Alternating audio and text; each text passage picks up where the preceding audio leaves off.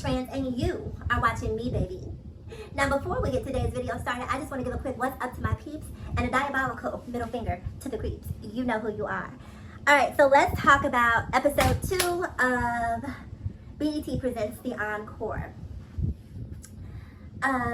This is a very interesting episode. There were so many different layers to this episode. If I speak non sequitur, if I sort of jump here, there, everywhere, it's just because, you know, my brain is just firing off, you know, in all sorts of directions. So blame it on my head and not my heart, right? So before I talk about that, I do want to say I had a chance to watch the credits this week, and I did notice that Carlos King from the Next 15, from The Real Housewives of Atlanta, from R&B Divas. Like, Carlos King is reality TV royalty, so he's a part of this production team. And also Todd Tucker. I'm trying not to call him Candy's husband because he is a professional in his own right, but Todd Tucker, who is married to Candy, he also is a producer on the show. So kudos to him. I'm sure Mama Joyce is probably, you know, dancing the jig, you know, happy that Todd is securing the bag and not looking at Candy's. All right, so let's talk about this episode. There is so much that I want to talk about this episode. So let's talk about sort of the lighthearted stuff that happened. So they did this episode called Queen for a Day. I don't know why it was necessary for me. It came across very juvenile. I hate when they do add elements like this to the show. For me, I just want to see the girls work to produce the album. I want to see them dance. I want to see the choreography. I want to see the grind that it takes to get to a finished product. Like, I don't need Queen for a Day. It just does absolutely nothing for me. But that's just me. So maybe some people enjoy this. So they decided to do Queen for a Day, and every girl in the house got to vote on who they thought was deserving of Queen for the Day. And the Queen was endowed with some sort of powers. The only one I recall is that they had the power to call a meeting if they saw fit. So everyone voted, and it was ultimately Pam from Total who was chosen as Queen for the Day. I kind of saw that coming because she came across as very mature, very nurturing, very maternal. So I think that was a good choice for Queen for the Day. So Pam is chosen. After that, the girls go into the studio. They're about to work on a new song. It's this sort of Caribbean, Jamaican, you know, song. You know, something that you can dance wine to. Hey, hey, hey. So they're working on that song. Don't judge me for my dancing, y'all. And I still have on this waist trainer, by the way. If you see that little pink line here, it's just because I still have on this waist trainer. So everyone, they're in the studio. So everyone is taking time offering their vocal contribution to the track. So Nivea, no problem. Aubrey, no problem. Pam is all about tone, not necessarily about vocals or range, but she just has really good tone. So no problem there. She does what she does. The girls from Cherish, Fallon and Farrah, no problem. Keely from 702, no problem. Who else is there in the house? I can't recall. I think that's pretty much everyone. But then it comes down to the girls from 702. Oh my God. Now listen. Please listen to me, right? I always root for the underdog. Always. I want to see people who are not expected to win. But I'm also a realist, right? So you can be a wisher and what have you, but look, at some point, you have to start being honest. You have to run around your house, honey, find you a bottle of Windex, find you some newspaper. Don't get no paper towel. Find you some newspaper, okay? Get you some newspaper. Take that Windex, find the nearest mirror, right? And I need you to saturate that mirror in Windex, right? And after that, I need you to grab that newspaper. Again, no paper towel. It will leave debris and streaks on your mirror. You need newspaper. And I know we don't sell newspapers like we used to, but find you a newspaper. And you're going to take that newspaper and you're going to clean that window, right? Get you some vinegar. Vinegar and water works too. And you're going to clean that mirror until it's pristine, right? And once you clean that mirror until it's pristine, you take off your eyelashes, you take off that gilded, that wig, honey. You said, you know what I'm saying? You wash that base, and baby, you take off those clothes and you stand there. And you look at yourself completely naked and you have an honest conversation with yourself. Who am I? What do I want? Where am I going? How am I going to get there? You have to be honest with yourself, right? And I say that to say, if Irish and Orange had had that conversation and had that moment, that clean mirror moment with themselves, they wouldn't be in this house. They would be, because they're simply not ready. Vocally, they're not ready. In terms of their dance ability, they're not ready. They're just not ready to be a part of this group and what it takes. in my opinion. And maybe they know some things about themselves that I do not. But watching as a viewer, when I look at the two of them, I'm just like, no. Nope. Nope. And I have to take emotions out of it because I'm rooting for them, but they're just not ready. And so after they go through their whole singing thing, one of the girls from Cherish comes in and tries to help one of the poor babies from 702 out. I believe it was Irish. She's just not there. And then had the nerve in one of the later scenes to have a pack of cigarettes and a lighter. I know you lying. I know you playing with me. Girl, you in here singing like you got gravel in your throat. And you got cigarettes. If you do not put that cigarette down, grab you some hot tea, some lemon, some honey, and go do re mi fa si la ti do someplace, girl. Quit playing with me. Quit playing with my money because you being in this group is gonna have an effect on my money. And you sitting here smoking and singing like that, you ain't ready to be here. So that happens. After that, the girls go upstairs. They're chilling out, hanging out in the lounge area, and Pam is sitting down. And as Pam is sitting down, Aubrey, in a very non-threatening manner, is leaning on Pam's leg and just sort of grazes her leg with her fingers. And baby Pam said, not today. Pam said, no you won't, you sex demon. You will not. You will not tempt me with the forbidden fruit. No you won't. So Pam basically gets up and makes this huge declaration about her sexuality, about how she's been with women in her past. And Keely isn't over here. Keely is about to have a hallelujah moment that Pam is basically coming out to the group, or so she thought. And then she realizes in that moment that Pam is basically renouncing her lesbianism, saying like, look, I've been delivered, what's his name, Caldwell? What's that Caldwell child's name? Y'all know, the Mr. Delivered. So she says she's been delivered from that homosexual spirit. That's not the way she goes anymore. And Aubrey leaning on her makes her very uncomfortable because people are going to perceive her as still being about that life when she is not about that life anymore. And this is a really tough conversation, right? Because I make it a point to try to be respectful of everyone. Just because I'm trans, I don't necessarily hold on to the beliefs that what I think and what I feel is gospel, right? So Pam says she's been delivered. Me being trans isn't something I feel like I need to be delivered from. Amen? As a matter of fact, gay man, I don't feel like I need to be delivered from being as I was created. You know what I mean? As far as my feelings and my spirit goes. So that's not something I need to be delivered from. I'll tell you who needs to be delivered. The world around me. The people who judge, the people who hate, the people who are driven to the point of violence against people who are gay, lesbian, trans, bisexual, queer, gender nonconforming. That's who needs to be delivered. First of all, God would never, okay? God would never. A lot of these things that people do in the name of God is just mind-blowing to me because God would never. So Pam basically makes this declaration that she feels like, she felt like her space was invaded. And now, if it was about space, I could agree with her, right? Because I'm not a person who likes people in my personal space either. Especially after the past year and a half that we've had with this COVID-19.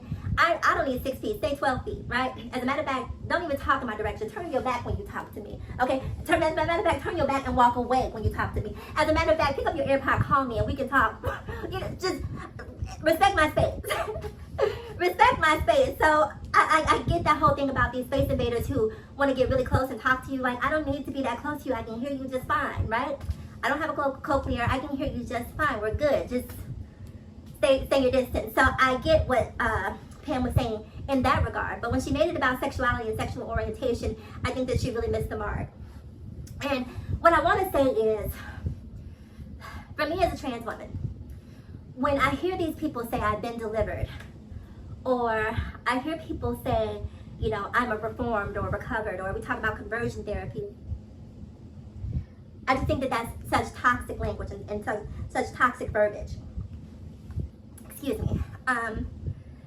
But who am I to say what another person's experience may have or may not have been? If Pam says she was delivered, for me, if you were delivered, then Aubrey leaning on you shouldn't have had any impact on you. You should have been fine. Gay man. Gay man. If you've been delivered, Aubrey leaning on you shouldn't have been an issue because you've been delivered, and those thoughts, those feelings, what have you, are so far out, so far away from you that it's not even a conversation that needs to be had. But the fact that you felt uncomfortable in that moment, in my opinion, says to me that there's still something, a part of you that, baby, is like one of those Amazon packages, honey, that has not yet been delivered, girl. It's still out there in the ether, waiting to find its way to your address. You have not been completely delivered. I'm sorry, that's my opinion. And I also think that it gives people this notion that sexuality or gender identity and all of these things is somehow a choice that people are making, as opposed to it being genetically predisposed. You know what I mean? Like, so many people feel like you make a choice to be gay. You make a choice to be trans.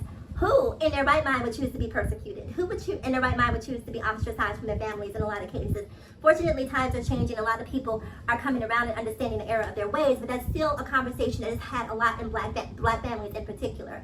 And I just wish that if Pam is going to make the declaration that she's been delivered, give me some balance to that. Say, look, I don't have a problem with being gay. I don't have a problem with, another person's lifestyle. It's not my job to judge other people, but for me, it wasn't the right thing to do.